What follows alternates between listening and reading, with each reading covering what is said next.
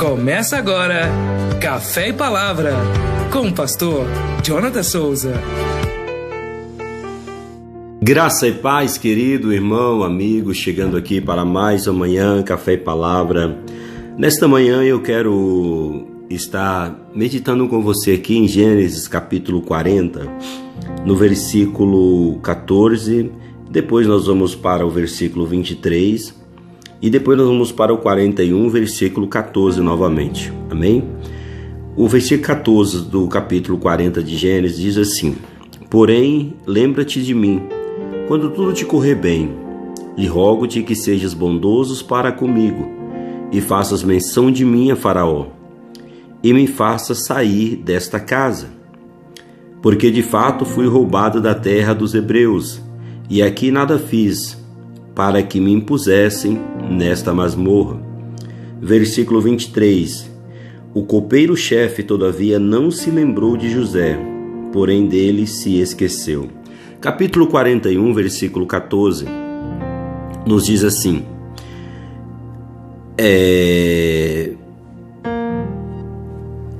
versículo 12, 13 e 14. Achava-se conosco um jovem hebreu, servo do comandante da guarda, contamos-lhe os nossos sonhos e ele nos interpretou, e cada um segundo o seu sonho. E como nos interpretou, a si mesmo se deu. Eu fui restituído ao cargo, o outro foi enforcado. Então o Faraó mandou chamar a José e o fizeram sair à pressa da masmorra. E ele se barbeou, mudou de roupa e foi apresentar-se a Faraó. Meus irmãos, o contexto por trás desses versículos que eu acabei de ler, ele nos conta a história de José, ali quando ele está preso em uma prisão no Egito, e ele interpreta o sonho do copeiro e do padeiro, e ele roga ao copeiro que, aqui como no versículo 14 que nós lemos, que lembrasse dele, quando ele fosse comparecer diante do rei, fosse restituído ao seu cargo. Porém, aquele copeiro, ele sai dali e ele esquece de José, até o tempo que devido dele lembrar de José novamente. Aqui eu quero aplicar esses versículos à sua história nesta manhã. De repente eu falo com pessoas que se encontram desesperados, pessoas que talvez se esqueceram de você, talvez pessoas que lhe prometeram uma ajuda, lhe prometeram socorro, mas na verdade elas se esqueceram e parece que viraram as costas para você. Nós precisamos pegar o exemplo aqui desse texto, porque nós vamos ver que aquele copeiro, ele não esquece de José de forma espontânea, mas aquilo estava de acordo com o plano e o kairos de Deus, o tempo de Deus. De José sair da prisão ainda não era aquele tempo, porque se naquele tempo o copeiro viesse interceder por José para ele sair da prisão, ele sairia dali como um qualquer, como um escravo, para voltar novamente a ter um título de escravo, e nada mais aconteceria com José. Primeiro ponto, vale a pena esperar o tempo de Deus. Não se desespere. Quando as portas parecerem estar fechadas, não se desespere. Quando tudo parece que está indo à deriva por água abaixo, não. Entenda, o tempo de Deus não é o meu tempo, não é o nosso tempo. E às vezes nós estamos buscando coisas tão pequenas diante das grandezas que Deus tem preparado para revelar a nós. Entenda o propósito de Deus.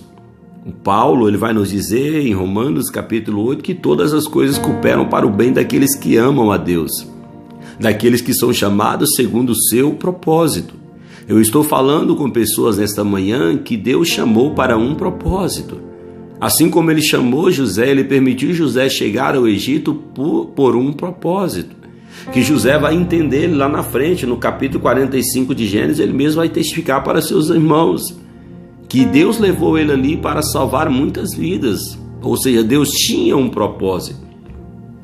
Até aqui nós vamos ver que o copeiro, ele se esqueceu, mas não estava saindo fora dos planos de Deus, porque num determinado tempo parece que as pessoas se esqueceram de você, parece que não tem mais jeito, mas entenda, dentro disso tem um propósito de Deus, e o propósito de Deus começa aqui.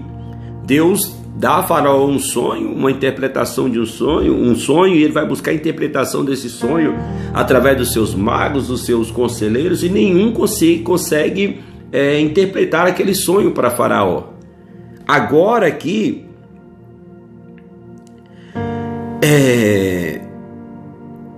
esse copeiro, ele vai lembrar, se você pegar aqui, olha, o versículo 8 do capítulo 41, de manhã, achando-se ele de espírito perturbado, mandou chamar todos os magos do Egito e todos os seus sábios, lhes contou os sonhos, mas ninguém havia que lhes interpretasse. Então disse a Faraó o copeiro-chefe: lembro-me hoje das minhas ofensas, estando Faraó muito indignado contra os seus servos, e pondo-me na prisão na casa do comandante da guarda, a mim e ao padeiro-chefe tivemos um sonho. Na mesma noite eu e ele sonhamos, e cada um com a sua própria significação, achando-se conosco um jovem hebreu. Então, naquele tempo, agora, Deus vai fazer o copeiro lembrar de José, porque agora era o tempo de Deus honrar José. E Deus arranca, e aquele copeiro ele conta para Faraó, e Faraó imediatamente manda buscar José. Então vão barbear José, vão lavar José, tirar ele daquela masmorra, dar ele roupas finas, né? E ele vai apresentar a Faraó. E a partir daquele momento, ele não vai ser reconhecido mais como um escravo. Ele não vai ser reconhecido mais com uma sentença que pesava sobre ele, né? Que a mulher de Potifar o acusou, né? De um possível estupro. Não. José, sabe, ele vai sair da prisão para se tornar a segunda maior autoridade do Egito. Ele vai sair da prisão, da masmorra, para ser o segundo mandatário na terra do Egito. Faz sentido para você os planos de Deus, os propósitos de Deus? Por que você está desesperado? Por que você está pensando que é o teu fim, que acabou, que não tem mais jeito? Calma, descanse, espere, confie. No tempo certo vão lembrar de você, no tempo certo vão mandar chamar você, no tempo certo vão buscar você.